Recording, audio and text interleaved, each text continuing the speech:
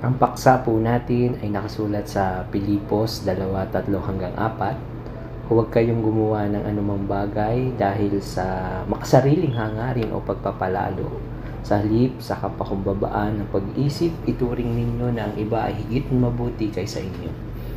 Ang kakayahan maging mapagpakumbaba ay isang master of relation builder.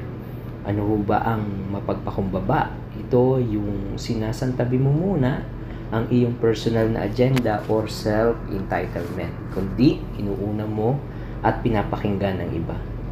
Ang mapagmataas naman, mayabang o palalo ay siyang sumisira sa isang relasyon.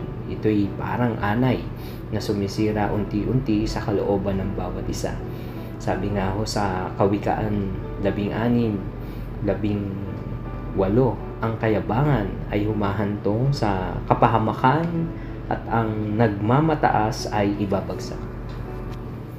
Ang kahambugan o kayabangan ay mapaglinlang. Minsan hindi mo ito nakita sa iyong sarili sapagkat ang tingin mo ikaw lamang ang laging tama at ang lahat ay nakatuon sa iyong sarili. Ngunit kabaligtaran ito ng katotohanan na ang nakakakita lamang ay ang iyong kapwa.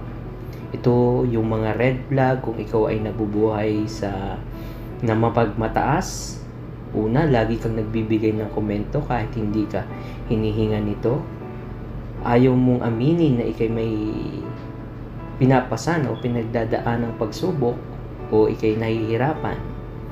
Ito naman ang checklist kung meron kang kapakumbabaan sa uri ng iyong pamumuhay. Namumuhay ka ng may pagkakaisa sa iyong mga kasamahan, marunong kang makiramay o mayroong compassion sa mga nagdadalamhati at nahihirapan.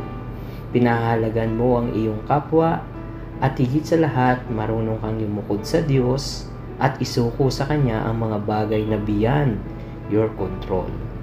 Hayaan ho natin na si Jesus ang magkontrol ng ating pag-iisip, nilalaman ng ating puso ang ating saloobin at reaksyon sa mga bagay na nangyayari sa atin. Ang paglago sa kapakumbabaan ay laging dapat kasama ang ating Panginoong Hesus. Siya ay ating huwaran pagdating sa larangan ng pagpapakumbaba. Isang Diyos na binaba ang sarili at naging tao para iligtas tayong lahat at isama sa kanyang kaharian. Ang paglago sa buhay na may pakumbabaan ay parang mataas na bundok na akyatin at malalim na ilog na tatawirin. Pero ito ho ay posible kung kasama natin si Jesus. Tayo ho ay manalangin sa ngalan ng Ama, ng Anak at Diyos Espiritu Santo. Diyos naming Ama, Diyos na hindi namin nakikita pero amin hong nararamdaman, pinupuri po namin kayo at sinasamba. Marami hong salamat sa inyong salita na aming natunghayan.